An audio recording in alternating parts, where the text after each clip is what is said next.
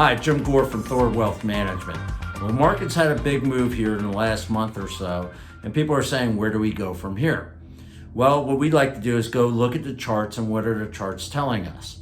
This first chart is looking at the S&P 500, and you can see by the top line, the arrow, that we are close to the high back made in 2021. But notice also in the bottom, there's a bottom line that I have here with an arrow that says that we broke out from that resistance. And we did break out. Resistance is a technical term that when we're hitting a level, if it doesn't break that level, that's resistance, kind of like a ceiling, if you will. The top arrow is another resistance level, the all-time high.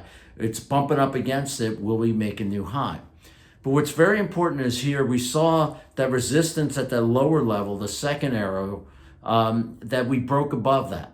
And the market looks good. And actually you can see that once we break over resistance, it becomes support.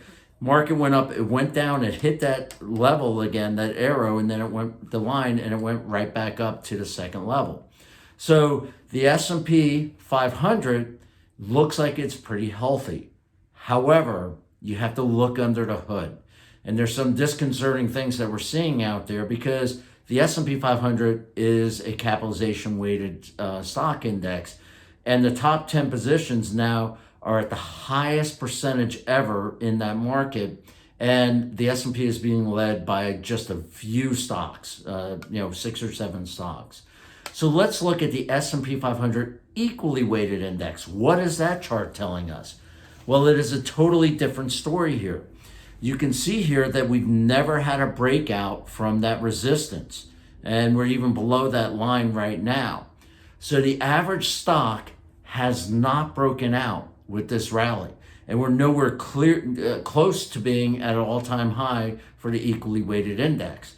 So most stocks are not performing very well in the stock market. And this is why using an equally weighted index tells you really what's going on. Well, that's the S&P 500 that's equally weighted.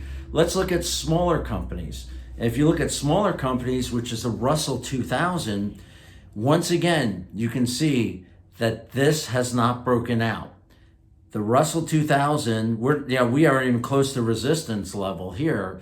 The Russell 2000 U.S. small companies are still well below their all-time highs.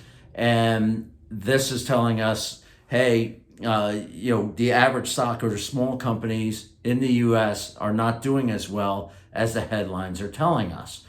So with all this information, Jim, you say, well, where do we go from here? We call this, bifurcated market, if you will. Two things would either happen. Either the average stock will have a rally coming out of this and catch up to the S&P 500, or the S&P 500 capitalization weighted will come back down to what the average stock is doing. Okay, so those are the two things that are going to happen because when you have a bifurcation like this, it does revert. And so the question is, okay, what's going to happen in the market? Well, we like to then step up to our models, which is looking at the THORdex. And the THORdex right now is at 70, and that's pretty high for the market, for the THORdex. And it's telling us here that there is some risk out there. And what do we mean by risk? What we're saying is the average return, and that's what this chart is showing you. If you can see when the THORdex is between 60 and 80, the average return over the next 10 years is about 6%. And you can see your lowest return is barely break even. So over the next 10 years, where the THORdex is, the returns are not that good. Now, 6% would be good if interest rates were 0. But you can get many bond funds that are yielding close to 6%, and you can get some that are yielding over 7%. So you're getting a higher rate of return on bonds than you are stocks. The time to invest in a THORdex is really when it's below 60, and really the best is actually, you can see the lowest rate of return for next 10 years. The best is if it's under 20. But still, we like it to be under 40 to be saying, hey, we want to put risk onto the portfolio. So that being said, we have a bifurcated market where you have the S&P 500 capitalization weighted index is showing near all-time highs, where the average stock is not. We look at the THORdex. The THORdex is saying that the market is expensive.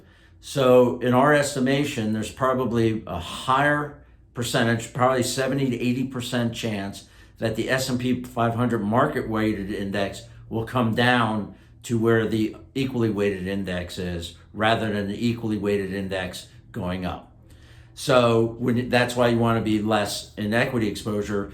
And if your portfolio is in just the S&P 500, the market capitalization weighted index, you should really think at diversifying that money, because you're going to underperform because the capitalization weighted index either will go down or the small company and equally weighted index will outperform. Look forward to talking to you in a couple of weeks. And as always, if you have any questions, please give us a call or reach out to us at our website, THORwealthmanagement.com. Take care.